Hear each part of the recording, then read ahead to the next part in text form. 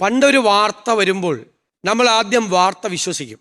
ഇപ്പം എന്നെ പോലെ ഒരാൾ ആദ്യം ഒരു വാർത്ത ഡിജിറ്റൽ മീഡിയയിൽ കണ്ടാൽ അത് അവിശ്വസിക്കും ആദ്യം. എന്നിട്ടാണ് പിന്നെ നമ്മൾ അന്വേഷിച്ചിട്ട് അത് വിശ്വസിക്കാൻ നമ്മൾ ആരംഭിക്കുന്നത്.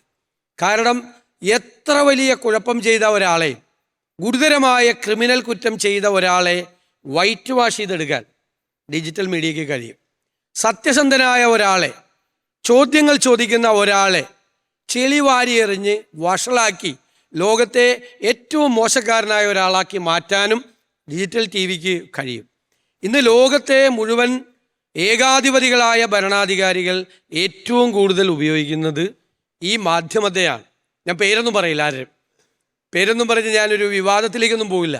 പക്ഷേ ലോകത്തിലെ വിവിധ രാജ്യങ്ങളിൽ നിന്ന് വരുന്ന റിപ്പോർട്ടുകൾ, മരിയ റേസ എന്ന് പറയുന്ന നോബൽ സമ്മാനിതയായ ഒരു വനിത എഴുതിയ അതിമനോഹരമായ ഒരു പുസ്തകമുണ്ട്, how to stand up to a dictator എന്ന് പറയുന്ന മനോഹരമായ പുസ്തകം.